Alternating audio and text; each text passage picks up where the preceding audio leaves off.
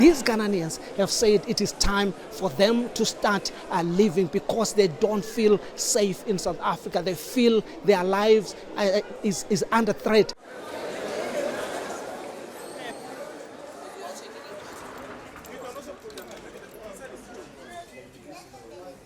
Based on the current situation of constant xenophobic attack or harassment from the South African people, I felt there is a need for me to go home.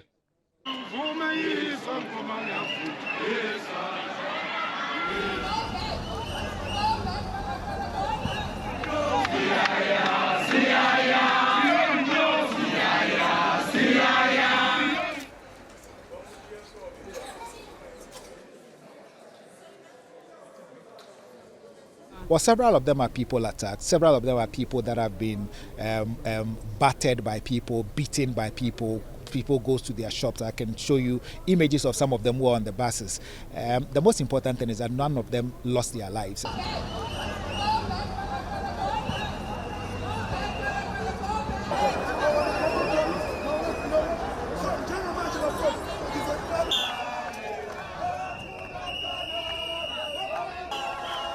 People are going home because they don't feel safe. It's better I leave than to lose my life trying to create opportunities for myself.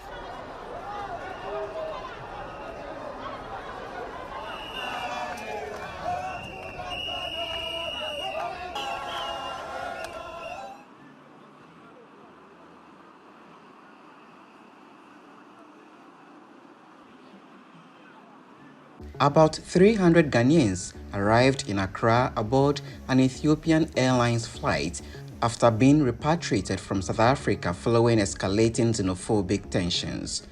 The Wednesday flight, sponsored by the Ghanaian government from OR Tambo International Airport, is expected to be the first of several, as authorities plan further evacuation in the coming days. For many of the returnees, the journey home brings relief after years of hardship. Among them is Theophilus Aqua, who had lived in South Africa for over a decade and experienced the growing wave of xenophobic attacks firsthand. The situation is very bad. So we thank God, we thank the President, we thank the Minister of Foreign Affairs. Emotional scenes unfolded at the airport as families and friends reunited with loved ones they had not seen in years. However, officials say the return marks only the beginning of the reintegration process. Authorities have outlined support measures, including psychological assistance and financial aid, to help returnees rebuild their lives. Today's welcome ceremony is fully packed. You are going to receive psychosocial support. We have psychologists, we have medical doctors, we have nurses here to take care of you. There will be a reintegration allowance, a special package to help you put your lives back on track. Despite uncertainties, many returnees say they are ready to start afresh and take advantage of the support being offered. Yeah, as the Minister of Foreign Affairs said, they are going to help us, so we are looking forward to that as well, and we are also going to do our best to ensure that we do some things to support our lives. Yeah. More Ghanaians are expected to return in the coming days as the government continues evacuation efforts. While gratitude dominates among those back home, the road ahead remains uncertain for many as they work to rebuild their futures. The AU, the Ghana response was not necessary because it now creates an impression that we are all like that, when it is a certain section of our society that needs to be contained by law enforcement. And one Ghanaian lady was saying, you see, the problem is, and I wouldn't have taken this option. The problem is we're being beaten in front of the police and the police are not doing anything. That's the problem. And when this opportunity came for me to leave, I left, because if the police can't defend me, it means the state is in agreement with the people who are beating me. So we think it was too quick. We'll still resolve this, and President of Ghana should have given us, some time to really deal with this matter. and we'll get to the bottom of it. We hope they will come back to their senses. We don't have to respond the same way they did. We need to pursue the diplomatic engagements with Ghana until we find one another. We don't think Ghana responded in a manner that really reinforces dialogue and diplomatic engagements.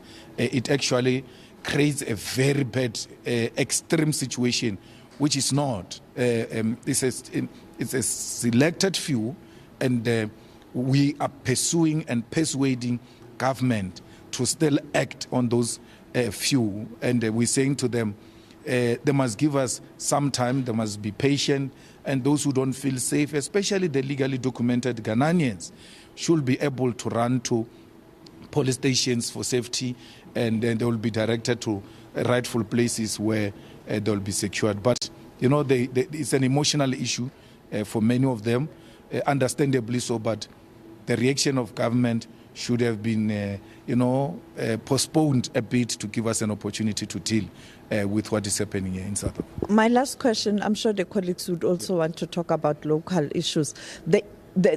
The issue here, you also have genuine concerns by South Africans. 30 years on.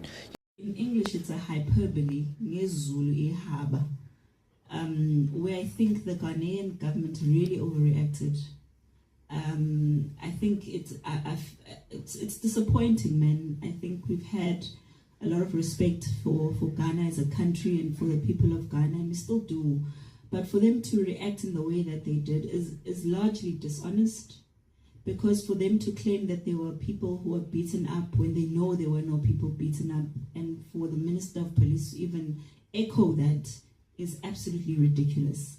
What we saw in that video was Victoria Africa talking to someone who had broken the laws of the country, come in illegally, come in legally and stay illegally, which is something a lot of foreign nationals do. And instead of them addressing that issue in a correct manner, to say, listen, we noted that there's a citizen of ours who is in the country, so broken the laws, these are our concerns, etc., etc. They decided to do a whole PR exercise that would paint South Africa as xenophobic. Very disappointing. And now we've got a lot of these Ghanaians on television actually telling us how they got into the country. Many of them are saying, I'm here in South Africa and I came on a visitor's visa, I'm staying here now, etc., etc. Those are the actual events, that there's a lot of law breakers in the country, and we are expecting.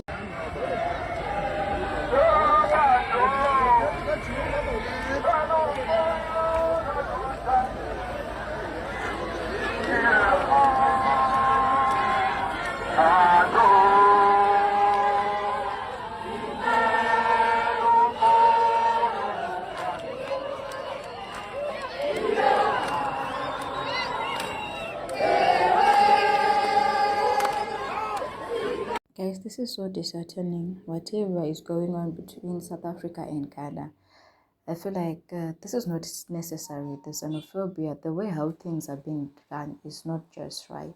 It's not right at all.